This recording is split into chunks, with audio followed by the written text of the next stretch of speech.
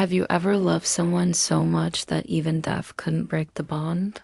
Tonight, we're diving into a story that blurs the lines between this world and the next, a tale of love, loss, and a connection that defies all logic. This is the story of Liam and Elara. Liam wasn't the same after Elara was gone. The vibrant color she had brought into his world had faded to a dull, muted gray. Their home, once filled with laughter and the scent of her favorite lily, now echoed with a profound silence. He would spend his evenings wandering through the rooms, tracing the outlines of her belongings, trying to hold on to the ghost of her presence. He reread her favorite books, listened to the songs they used to dance to in the kitchen, and found himself talking to her, whispering into the empty air, hoping for a sign, any sign, that she was still with him. One rainy Tuesday, while clearing out the attic, a space he'd avoided for months, he stumbled upon it. Tucked away under a dusty canvas sheet was an old wood-case radio. It was a relic from his grandfather, a hefty thing with a large circular dial and cloth-covered speakers. He didn't know why, but a strange impulse urged him to bring it downstairs. He cleaned it, polished the wood until it shone, and plugged it in. A low hum filled the room, a sound from a bygone era. For days, the radio was just an ornament, a piece of the past sitting on his mantelpiece. He'd idly turn the dial, listening to the crackle and hiss of static, the faint whispers of distant stations fading in and out. It was a lonely ritual, another way to fill the silent hours. But then, one night, something changed. As a thunderstorm raged outside, a flicker of light from the radio's dial caught his eye. He turned the knob, slowly, meticulously, navigating the sea of static, and then he heard it. Through the crackle, faint but unmistakable, was a voice. Her voice, Liam. His heart stopped. It couldn't be. He was imagining it, a cruel trick of grief. He gripped the sides of the radio, his knuckles turning white. "Elara?" he whispered, his own voice trembling. The static swelled, and then, clear as a bell, she spoke again. "I'm here, my love. I'm always here."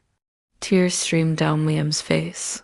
It was her, the same gentle tone, the same warmth that had always soothed his soul. He didn't understand how, but he didn't care. She was with him. Over the following weeks, the radio became his lifeline. Every night, at the same hour, he would tune in. They talked for hours. He told her about his day, about how the garden was growing, how their cat still slept on her side of the bed. She, in turn, described a place of light and peace, a world without pain, where she waited for him. She'd tell him stories, recall shared memories he'd almost forgotten, and hum their favorite songs. Their conversations weren't sad. Elara's voice was his anchor, pulling him back from the brink of despair. He started to live again, not just exist. He began tending the garden with renewed purpose, knowing she could somehow see the lily blooming. He started painting again, his canvases exploding with color, inspired by her descriptions of the world she was in. His friends noticed the change. The deep sadness in his eyes was replaced by a quiet, knowing light. They didn't understand, of course. How could they? He never told them about the radio. It was his and Elara's secret, a sacred space just for them. One evening, as he tuned in, Elara's voice sounded different. It was softer, more distant. "Liam," she said gently, "you can't stay here with me forever." A cold fear gripped him. "What do you mean? Don't leave me again."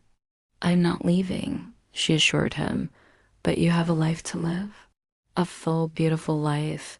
You've been living in the past, my love. It's time to look toward the future. You have so much love left to give." He protested, begging her not to go, but he knew she was right. He had been holding on to a memory, a beautiful, miraculous memory, but it was keeping him from moving forward. They talked all night, their longest and last conversation. They said their goodbyes, not with sadness, but with gratitude for the impossible gift they had been given. They promised to love each other for eternity. As dawn broke, her voice faded away one last time, dissolving into the gentle hum of the static. "I love you, Elara," he whispered to the silent radio. A profound peace settled over him.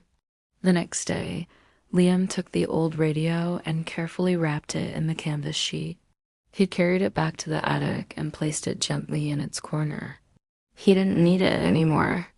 He carried Elara in his heart and his memories and the very way he saw the world. Liam started a new chapter.